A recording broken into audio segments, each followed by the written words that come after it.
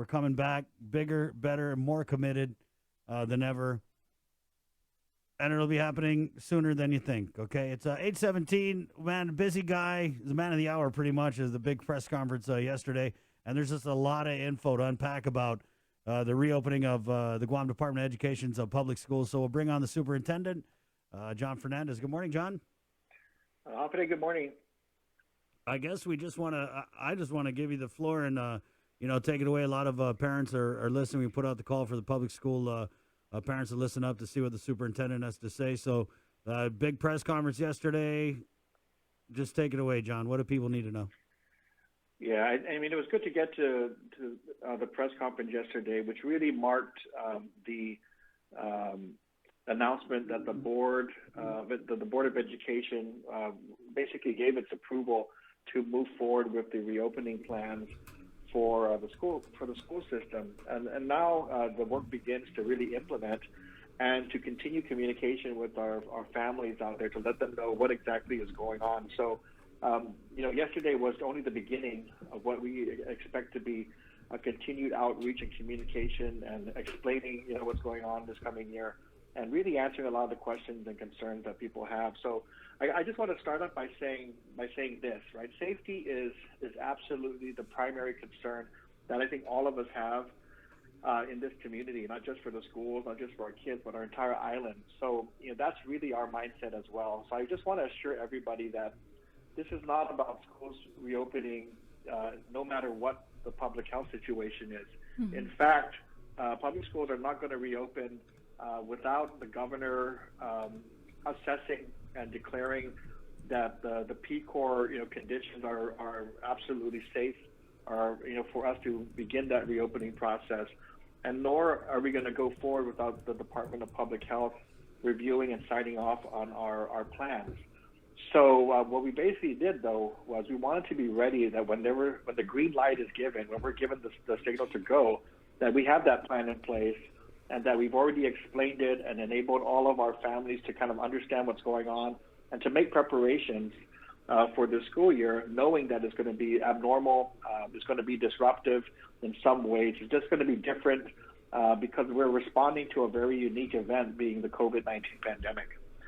So I want to just start with that. There's no way we're going forward without, the authority to do so, and that authority means that our public health situation has to be right for that step to take place. The second thing is, we know that the COVID-19 is not gone. We know that we're going to probably be dealing with this health situation in one way or another, trying to continue to contain the pandemic over the next year. So as we go into the school year, we're going into it knowing we have to make adjustments. So I want to just say that up front, because people wonder about how this is going to be implemented, the quality of education that will be received, the safety of our school facilities. And so we want to recognize that, yes, it is going to be absolutely different. A lot of things are going to have to change. We're going to all have to be flexible and adaptable. But I think that I would start by saying our priority is to get back to daily classes, get back to that face-to-face interaction between our teachers and our students. We don't believe any of this is going to fully replace the value of having kids together back in school, with their teachers, with their friends, with the staff. There's nothing that's going to replace that. The situation, though, is we have either an option of doing nothing, saying, educate your kids completely at home, or let's figure out if there are opportunities to develop options for kids to return to school, but do so in a safe manner. So the three options that we're giving to our families for the school year, at least while we're under these COVID-19 conditions, is to go ahead and pursue 100% home learning with our support. That could either be under option 1, online, or under option 2, if you don't have access or equipment at the beginning of the school year, to be able to be provided the hard copy lessons that will be there until we're able to provide the necessary equipment and access. So those are the two options for being at home. Otherwise, if you wish to come and participate in more traditional learning, meaning coming to school and being a part of a class with a teacher, physical teacher, then that's going to require us to go into an alternating schedule, because we're only going to be able to accommodate about 1/3 of our student enrollment at any one time, at any one day. So that's where we get into this the schedule of 1/3 of our school children coming in on one day and then spending 2 days doing home learning and then coming back on an alternating, fourth day. So those are the three options. What we're asking and what we're going to be asking our parents to do is before we get to the start of the school year, to make that selection, work with their school to identify their preference. That'll help us organize ourselves based on the number of students who choose any one of those options. So that's those are basically that's basically the framework. I think with regard to safety, yes, we are following CDC guidelines. Yes, we are working with public health to approve everything, and that includes input from the Physicians Advisory Group for the governor, and that'll include temperature checks at the entrances. It'll include hand sanitizers in every classroom. We're looking at plexiglass to protect and plexiglass and frequent cleaning of high surface areas, and of course the physical distancing in the classroom and around the school. So a lot of adjustments are going to be made at the facility level to abide by these safety parameters. And until those safety parameters change, we expect to continue them again with safety at the forefront. And then I think the last component I want to mention, because there are really three pillars of our approach, which is the distance learning, safety, and the third one is that I want our employees and our students and families to know that we recognize that the last weeks, last months have been very traumatic and disruptive. We don't expect anyone to come back to school, whether you are a teacher or whether you're a student, to come back to school and just say, okay, let's get back to work on day one. I mean, we'd like that to happen, but we know that many families, many of our students and workers have gone through a very traumatic situation, probably experiencing the economic impacts of what we're going through, and also being isolated, being at home, being disconnected. So we plan to spend a lot of time over the rest of the summer and into the first weeks of the school year, focusing on the mental well-being of our students and making sure that we let them know that we're transitioning back to the school year, but we want to make sure you're okay before we get fully back to work. John, could we? It's weird getting a bunch of calls about the uniforms. Can you just kind of go in on the uniform policy that'll be in place when we do go back? Yes. To school? Yeah. So absolutely. So I think we did something similar to this this past school year when we had the dengue fever outbreak, and because of the medical situation, the need to protect yourself from mosquito bites and so forth, we had to relax the uniform code and make sure that we didn't penalize students for uniform violations, because what we wanted to encourage is for them to cover up and wear clothes that would make sense during the dengue fever that situation. This year, this is more related to the fact that our families that we recognize are going through this situation with people who've lost jobs, people who've been furloughed, reduced hours, and so forth. And we want to recognize that as we come into the school year, what we don't want is to have the cost of uniforms be prohibitive to students just coming back to school and forcing families to make choices about food and bills and now uniforms. So our chairwoman, Ms. Gutierrez, really led that effort with the board and asked that the uniform policy be suspended for the year. Right. And so what that means, because that did get the approval of the board, it means that uniforms are welcome, they're encouraged, but they're not required, meaning that we are not going to discipline students for failure to wear their uniforms. All schools will continue to have a dress code. It doesn't mean it's a free-for-all that you can wear anything you want. If you want to make sure those high schoolers know. Right, no spaghetti strap. No spaghetti strap. No, what are those, Daisy Dukes? No Daisy Dukes. So, exactly. So there's going to be a dress code that will be enforced, but there won't be the same requirement that you have to, purchase the uniform to, be able to be in compliance with with our policies. Mm-hmm. So the dress code's in place. In fact, I know there are a lot of students, a lot of parents who are going to opt to choose that uniforms anyways. Right. We just got a call. I got a call from a parent, and she was like, "Can you ask him because the uniform policy?" And I was like, "What about it?" And she was like, "They're not going to use uniform." I was like, "Yes." And she's like, "But I want my kids to wear the uniform." So I said, "Yeah, you can. They can, right?" Let's make that really clear. My kids are probably going to go in uniform because it's easier Yep, for me as a exactly. parent. I mean, I know exactly what they're going to wear every day. It's just a matter of making sure it's ready. So, but we know that if those who have to purchase new uniforms, there might be students transitioning, to another level, to another school. We don't want to make the uniform an issue at all. Right. So I know that that was the board's intent.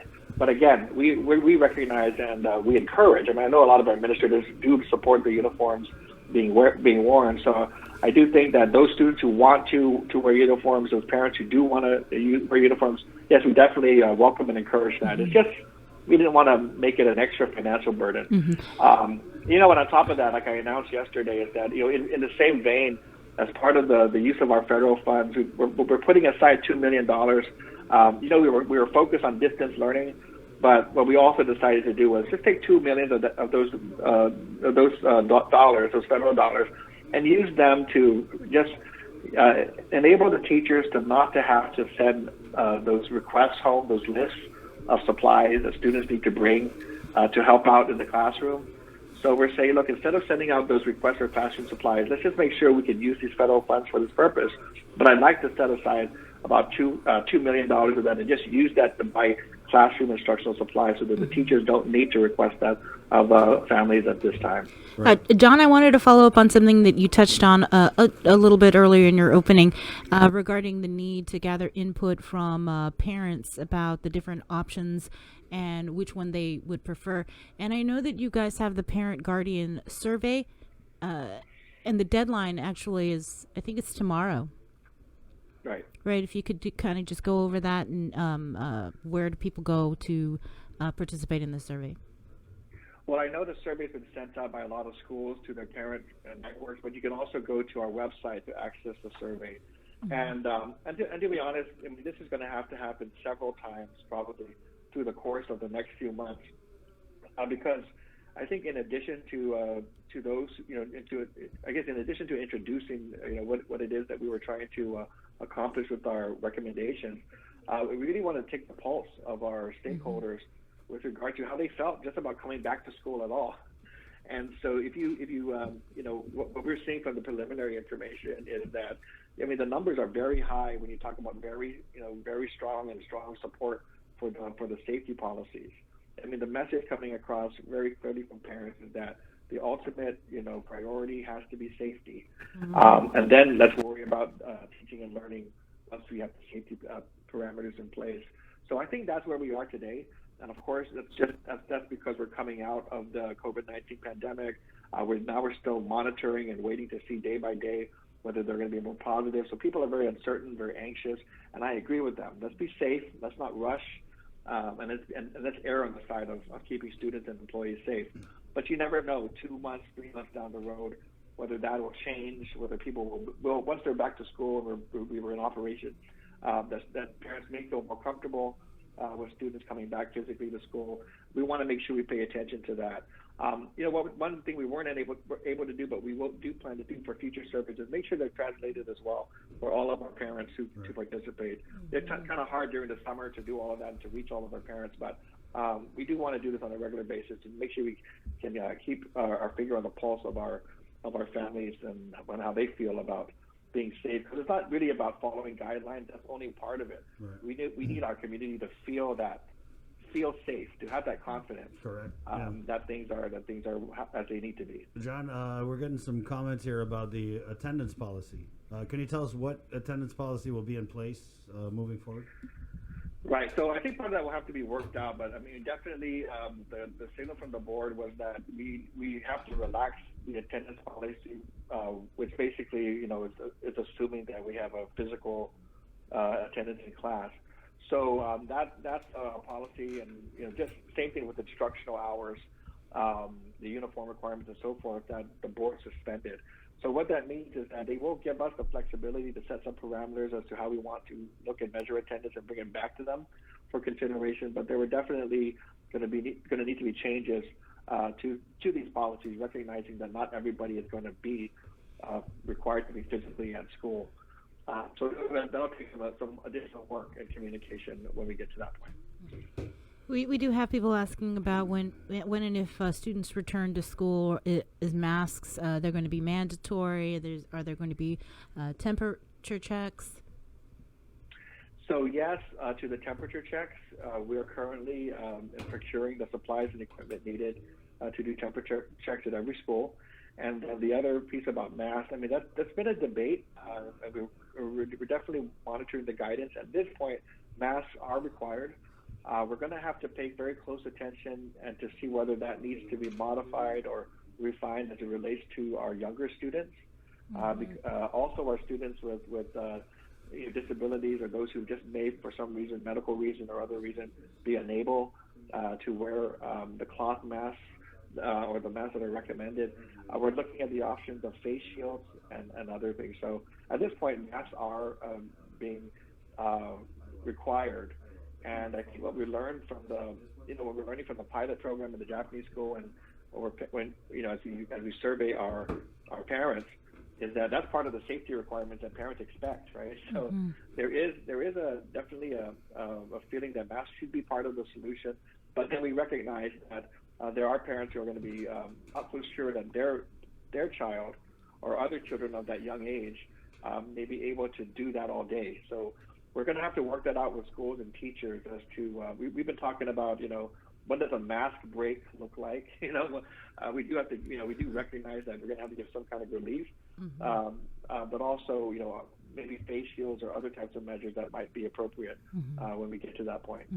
I also noticed in the release that you guys sent that you're working or there's a request to seek action from the Guam legislature regarding the high school service learning requirements. Right. So both of those service learning and instructional hours requirements were waived for this last school year, and we anticipate that we may need that waiver again this coming school year. There are students out there who've already indicated a concern about being able to meet the service learning requirements when the opportunities to go do service learning may not be readily available, and when they're when they're encouraged to be staying home and not going out. Things like, a lot of our kids really got a lot of hours from things like the coastal cleanup. Right. And so you can imagine an event like that where, will that even be possible, this coming September or whenever they would schedule that, because I know that involves a lot of people getting together and working together to clean up our island. But at the same time, we're now in a situation where that's not possible yet. What about discussions, and I know I always ask this about school bus transportation? Yeah, so, what I would say is, what I've told my team is, yesterday was the showcase. This is all the work we've done to plan, to seek the approval of the necessary authority to move forward, and yesterday we were able to announce it. And then from today on to the start of the school year, it's all about implementation. It's all about working out the details and communicating them to our stakeholders. So we really are at this point, now that we have the approval of the board, are going to have to sit down with Public Works and work out the details. I mean, we did get early, and they have been apprised of our progress and part of those discussions. But, we got the basics. They were going to do social distancing. We need to talk about, how to communicate when kids feel sick or how they're going to, get to school and how they're going to get dropped off. We can work those general things out, but now we have to look at the numbers of kids that we expect to be at school at any one day. And most likely have to even do it on a route-by-route basis, because, some of our routes may find it easy to accommodate 1/3 of the students on any day. But as you go north, and as those routes become more, more heavily utilized, there may still be issues there that need to be worked out. So that's where we are now. We got to get into the nuts and bolts, and that might be a route-by-route discussion at the end of the day. So that's next for us. Okay. We had a comment here. How about those students with disabilities? Are they still having the one-to-one aid? So that we're actually today, and I know you'll excuse me if I have to leave about 8:45 to prepare for a hearing at 9. That will focus on students with autism, and then talk about a school opening. But as part of these discussions, I definitely expect to hear these questions about what happens for our students with disabilities and the services that they're to be provided. What we're really going to have to do is work together with the parents, the school staff, and our trained professionals to review the individualized education plans that each student has, every student, in order to receive services and the appropriate accommodations and modifications, really has all of these things outlined in an individualized plan. However, under the executive orders and under these safety parameters, we're really going to have to understand how to deliver these services in this context. And of course, these services are very individualized to the needs of every child. So what we need to do is, and what we're planning to do, is put in place a process in which we can revisit every student's plan and make the necessary changes as needed, or to go forward as is, depending on that child's needs. And that may then result in having to make sure that the schedule for that student being physically present at school is accommodated and taken care of. So I don't really know at this point how all of that will sort out. We are still committed to serving the needs of all of our students, but that's really going to come down to those individualized discussions to see what makes sense. Because as you know, some parents want their kids back in school. I mean, this is for any parent, right? Traditional parents, mainstream parents of students with special needs. Some of them all want their kids to be able to go back to school and have that regular routine.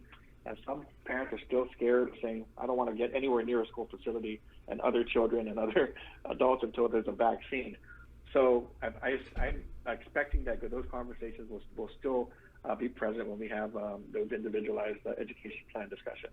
And we'll just have to work through that collaboratively with our parents. Okay. Anything else, Bree? No, I'm fine. Okay. John, I just wanted, before we let you go, hold on, let me grab that. Could be my mom.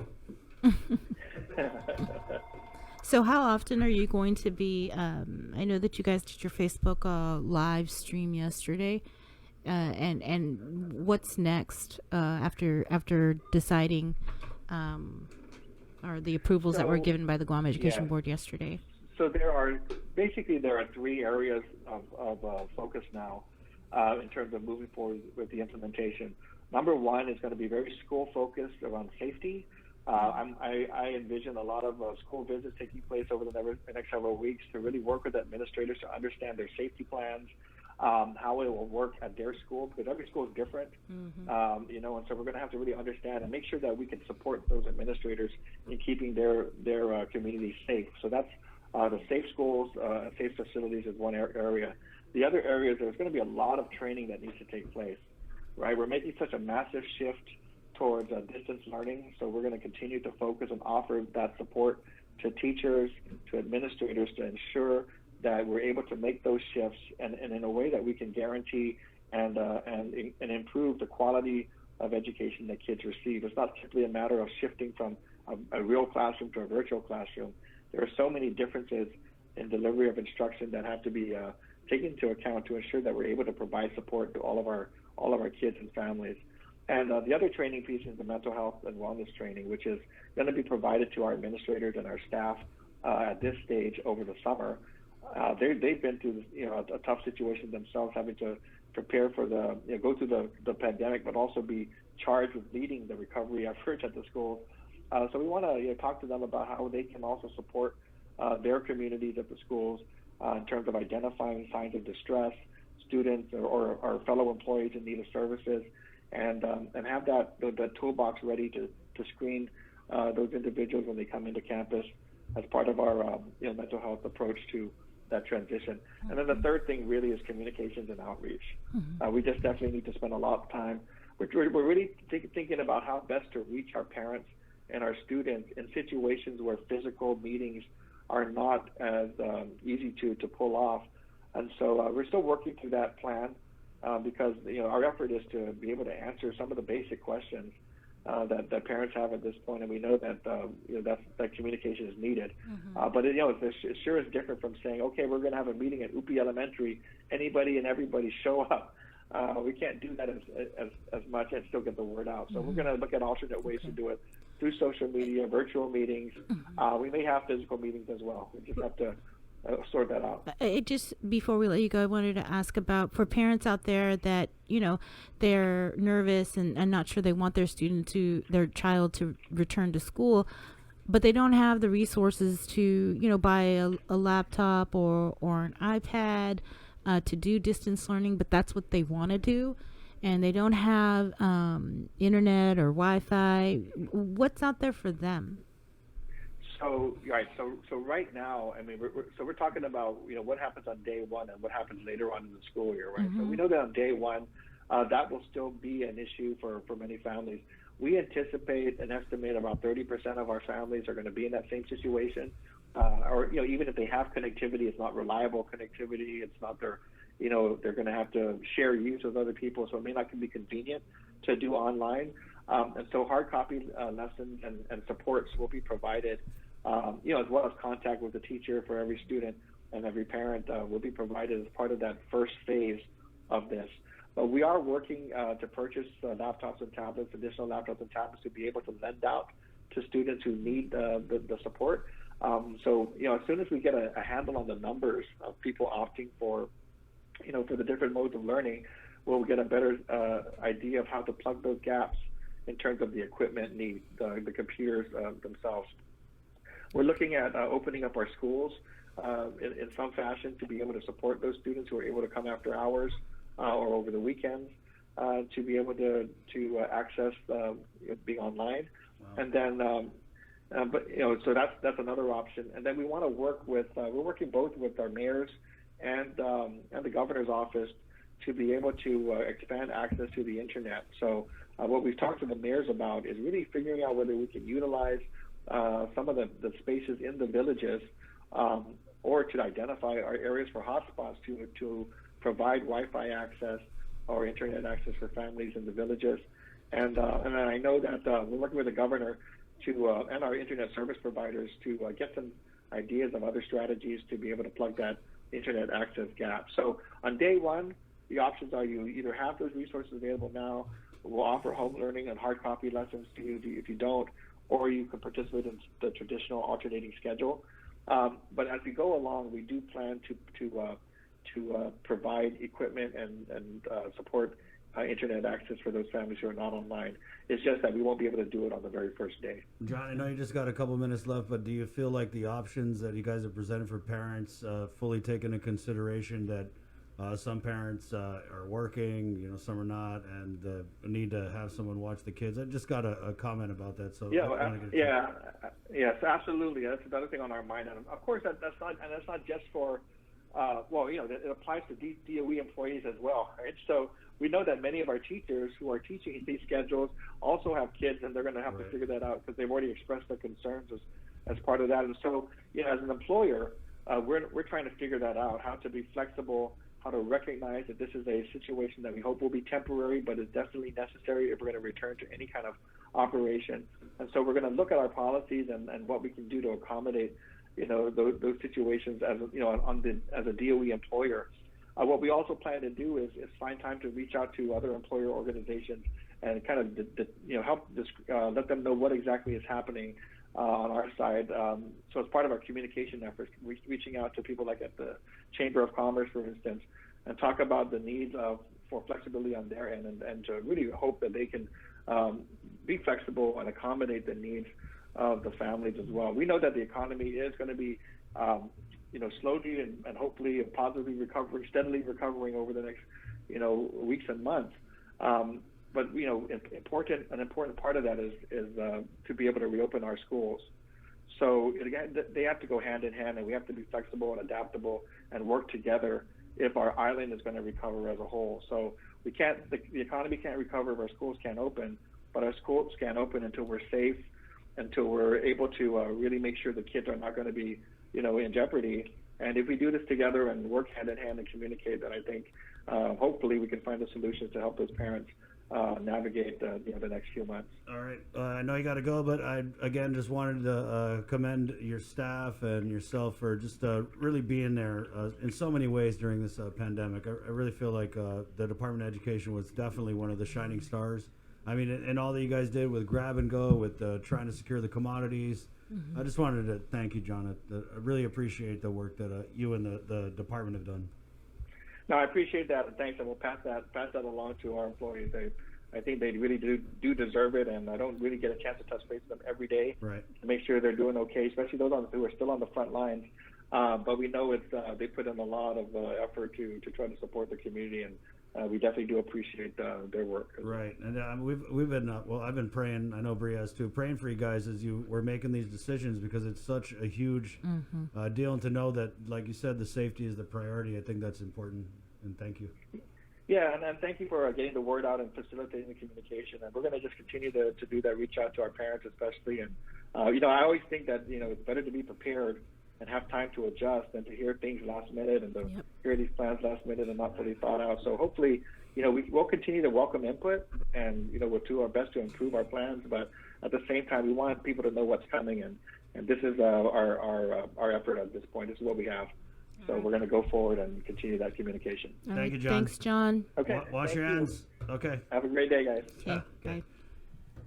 8:47. Let's keep it going on the phones here. We're really close with Major Tom of the Salvation Army, and as you guys know, he's left on to his next assignment, and so we wanted to bring on a couple that has